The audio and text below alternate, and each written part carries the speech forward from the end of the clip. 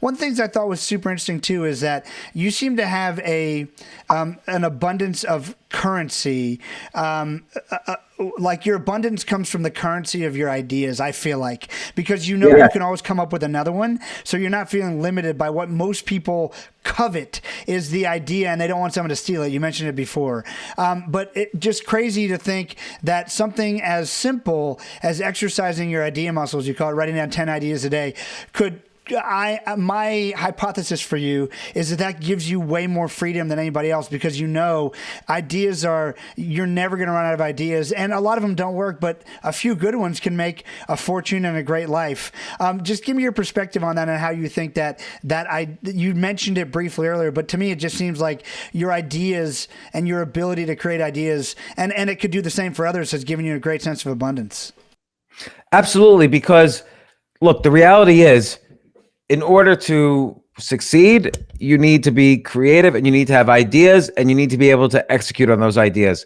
People say ideas are a dime a dozen.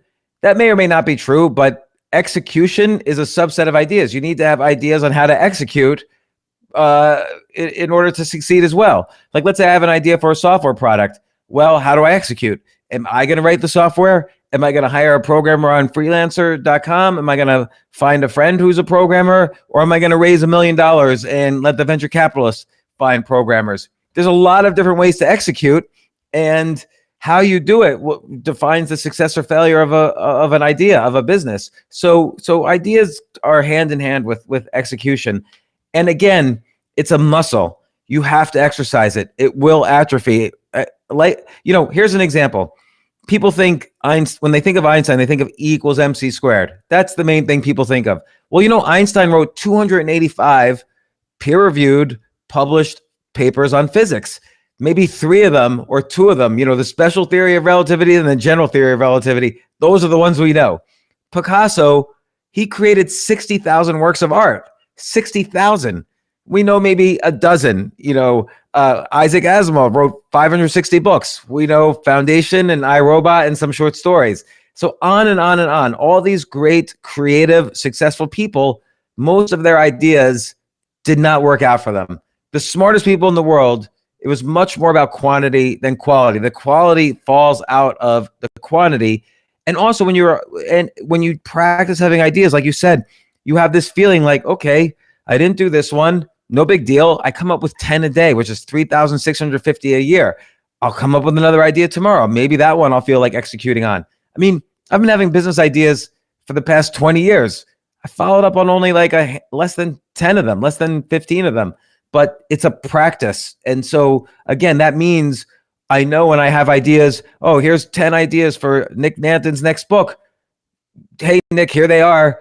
Don't worry about it. You don't have to come contact me back. Well, so every now and then, sometimes someone contacts me back and says, hey, you want to do this with me? Actually, Anthony Scaramucci, who you just spoke about, I had an idea for him because we were having a conversation. He was kind of ranking the past few presidents. And I said, you should write a book. And I kind of outlined it from, 45 presidents, worst to first. And, just rank from the worst to the best, all the presidents. And he's like, this is a good idea. You want to do it with me? But I already had things I was doing, so I couldn't. I said, you just do it. And, sometimes that's good enough because then you build goodwill. I'll give you an example. That's a very important example. Google, the website. When you go to Google, you say to Google, hey, Google, can you please tell me everything you know about motorcycles?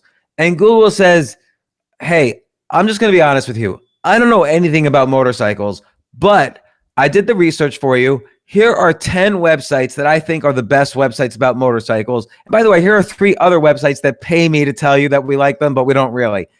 And then I go to the motorcycle site. Now, next time I need some information about erectile dysfunction drugs.